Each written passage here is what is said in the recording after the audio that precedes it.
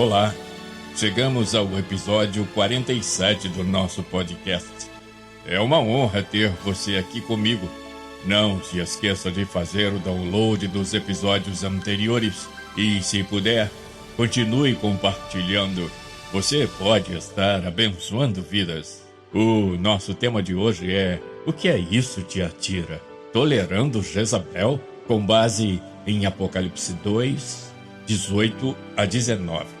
Tolerar Jezabel, você sabe, é seguir ensinamentos sabidamente falsos que nos deixam nivelados com todos, com a moda, com o linguajar comum, com a crença em outros deuses, sob o argumento do não tem nada a ver, ou com a interrogação: o que é que os outros vão dizer? Ou ainda, tem muita gente mais crente que os crentes e se comportam muito melhor que muitos deles. Essas muletas espirituais, semeadas por Jezabéis travestidas de líderes religiosos, são bússolas defeituosas, avariadas, apontam a direção contrária, suscitam a reprimenda divina e, como a reflexão de hoje, a pergunta: o que é isso, Tiatira?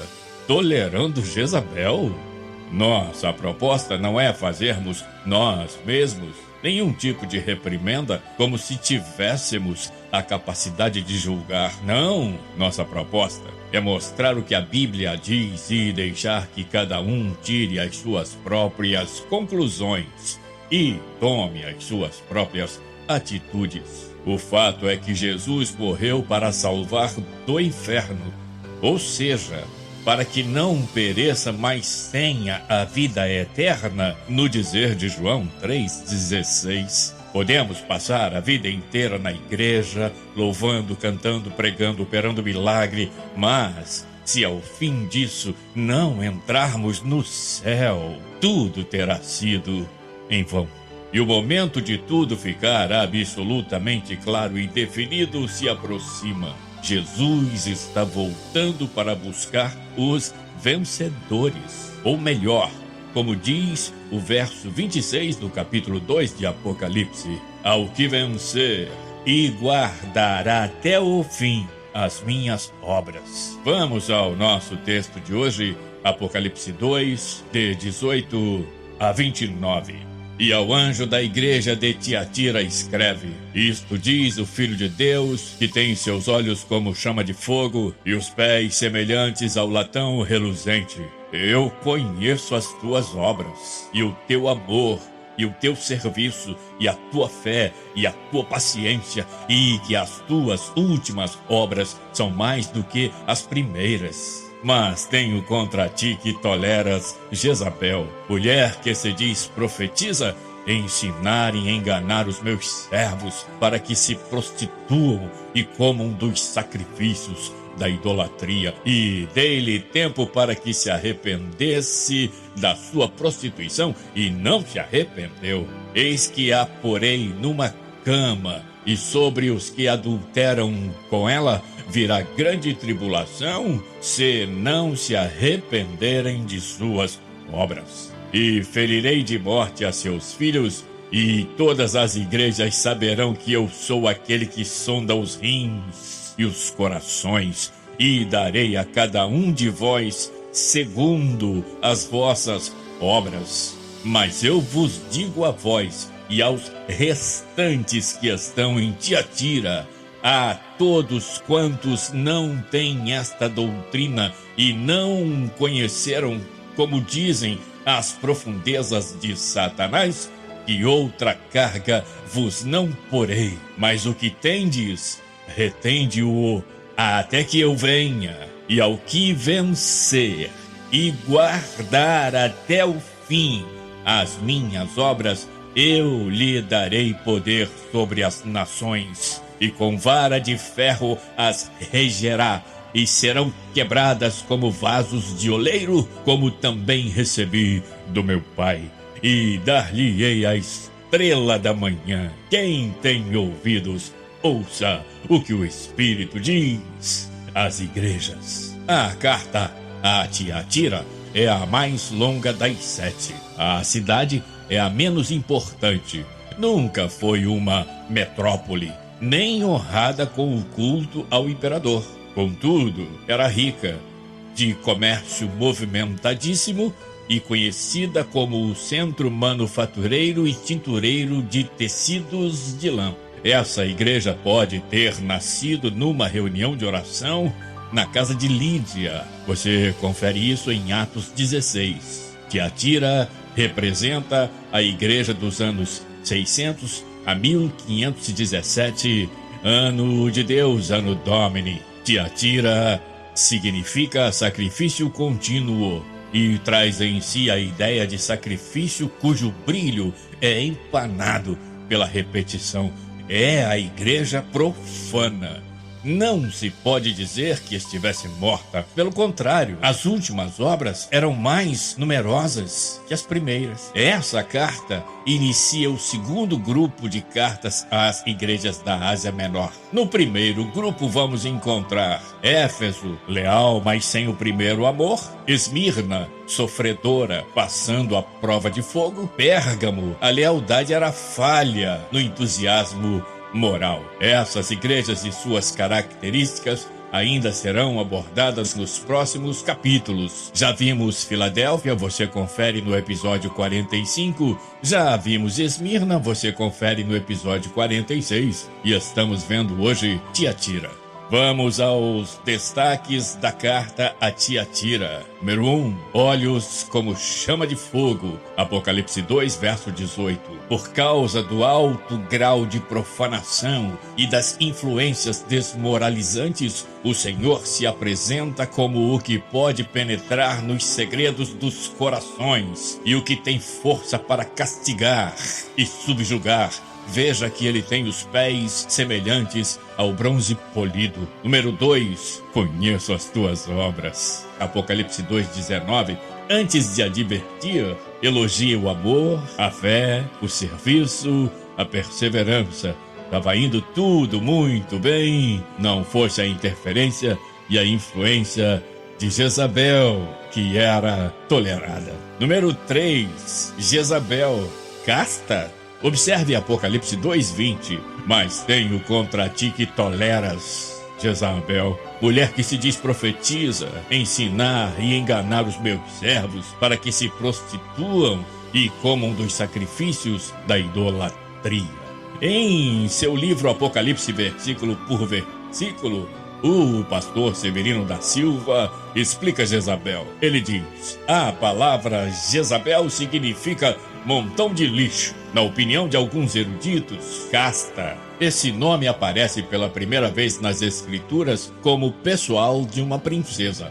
Ela tinha crescido em Tiro, na cidade portuária fenícia. Seu pai, rei Etbaal, era também sacerdote de Astarote e sacrificava a Baal. Você confere isso em 1 Reis 16:31. E por conseguinte, tornou-se a esposa de Acabe, rei de Israel. Esta ferina rainha tombou morta no vale de Armagedon, segundo Reis 9:15, 16, 30 e 37.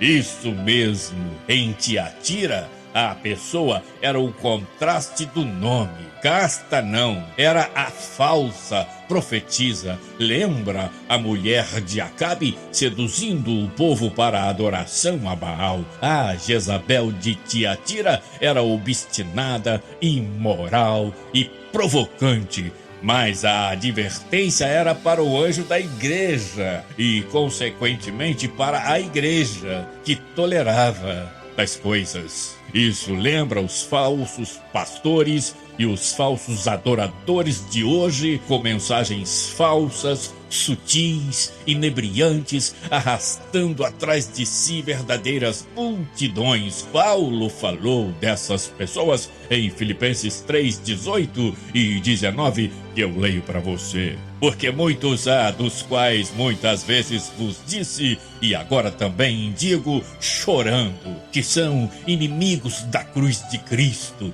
cujo fim é a perdição, cujo Deus é o ventre e cuja glória é para a confusão deles, que só pensam nas coisas terrenas. Número 4. Dei-lhe tempo. Deus havia dado tempo a Jezabel e ainda diz: Se não houver arrependimento, matarei seus filhos. Você confere isso em Apocalipse 2, 21, 22, 23. O castigo seria para os seguidores da profetisa e para os grupos que viessem a nascer desse trabalho. E o castigo não viria sem que tivesse a chance do arrependimento. Dei-lhe tempo, disse o Senhor, Deus misericordioso e longânime. 5. Ao vencedor. Apocalipse 2, 26. Desde o verso 24, o Senhor vem consolando os fiéis e termina com uma promessa grandiosa. Veja o verso 26 de Apocalipse 2. E ao que vencer e guardar até o fim as minhas obras, eu lhe darei poder sobre as nações, e com vara de ferro as regerá, e serão quebradas como vasos de oleiro, como também recebi do meu Pai. Ao que vencer o quê? Você pode estar perguntando a si mesmo. Eu deixo que o apóstolo Paulo responda com um texto absolutamente arrebatador e contido em Romanos 8, 35 a 39, quando Paulo nos dá essa panorâmica do que precisamos vencer para estar em Cristo para sempre. Ele diz no verso 35, Romanos 8, 35 até o 39, quem nos separará do amor de Cristo? A tribulação ou a angústia? A perseguição, ou a fome, ou a nudez, ou o perigo, ou a espada, como está escrito, por amor de ti somos entregue à morte todo dia.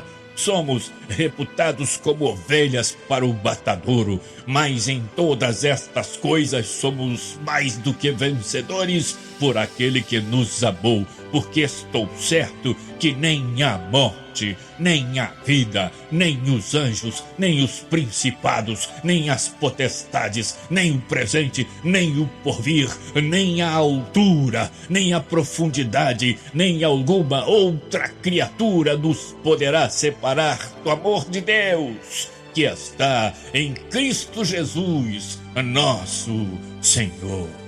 Número 6, cetro de ferro, Apocalipse 2, 27. Isto significa poder sobre todas as coisas, irresistível. Paulo esclarece na primeira carta aos Coríntios, capítulo 15, de 24 a 27, que eu, obviamente, leio para você. Depois virá o fim, quando tiver entregado o reino a Deus ao Pai, e quando houver aniquilado todo o império e toda potestade e força, porque convém que reine até que haja posto todos os inimigos debaixo de seus pés. Ora, o último inimigo que há de ser aniquilado é a morte, porque todas as coisas sujeitaram debaixo de seus pés. Mas quando diz que todas as coisas lhe estão sujeitas, claro está que se excetua aquele que lhe sujeitou todas as coisas. Número 7, estrela da manhã,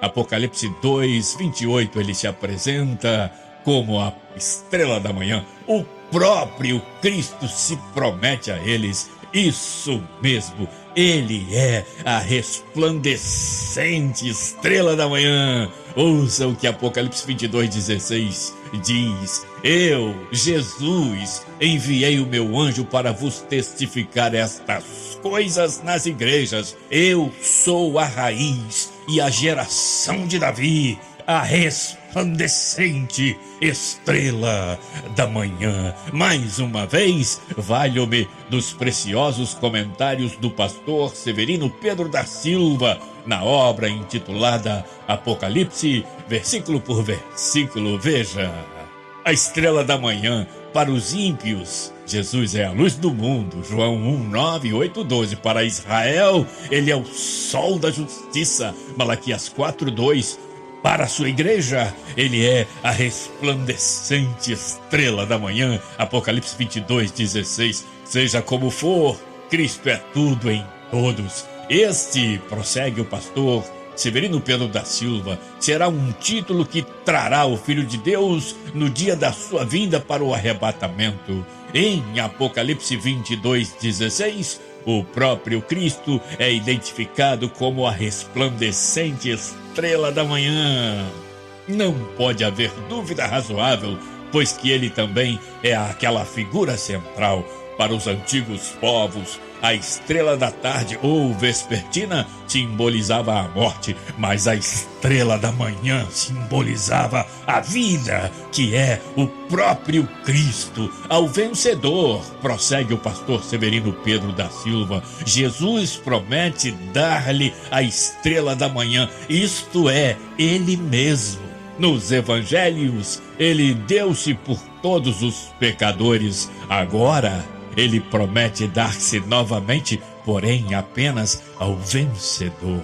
Essas palavras de Cristo têm seu fundo histórico nas palavras de Daniel 12:3, em que ele diz que os próprios justos refulgirão como as estrelas. O sentido é que os crentes entrarão na glória celeste e serão glorificados com o resplendor do mundo vindouro de Deus. 1 João 3:2 finaliza o pastor Severino Pedro da Silva. Número 8. Quem tem ouvidos, ouça o que o Espírito diz às igrejas. Eu volto com o pastor Severino Pedro da Silva na obra já citada. O que o Espírito diz, o leitor deve observar que essa é uma expressão que figura em todas as cartas do Apocalipse, chamando a atenção dos leitores para a solene necessidade de darem atenção às palavras inseridas neste livro. A mulher Jezabel e seus filhos prosseguirão tal como são, mas o resto, o remanescente, ouvirá. Prossegue o pastor Severino Pedro. Possuímos discernimento espiritual e a sensibilidade necessária para dar ouvidos ao que foi dito. Se ouvirdes hoje a sua voz, como diz o Espírito Santo, não endureçais os vossos corações. Hebreus 3:7-8. Esses são os ouvidos de que precisamos. Se os temos, então que os usemos. Essa premissa nos leva a perguntar enfaticamente: o que é isso, Tiatira? Tolerando Jezabel?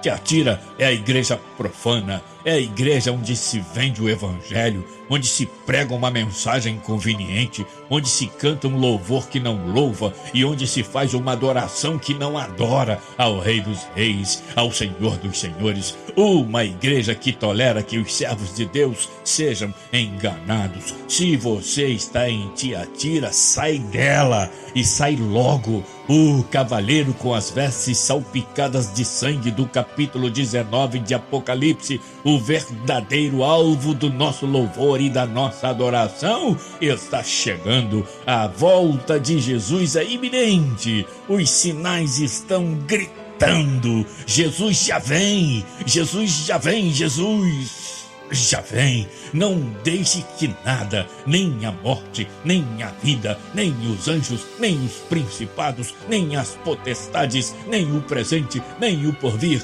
nem a altura, nem a profundidade, nem alguma outra criatura te separe do amor de Deus que está em Cristo Jesus, nosso Senhor. Pensa nisso, seja um grande vencedor e brade comigo: Maranata, ora, vem! Senhor Jesus, e o Deus de paz, o Senhor das eras, o dono da vida, te faça repousar em segurança. Obrigado por estar aqui comigo. Até o próximo episódio, na próxima semana, se Deus quiser.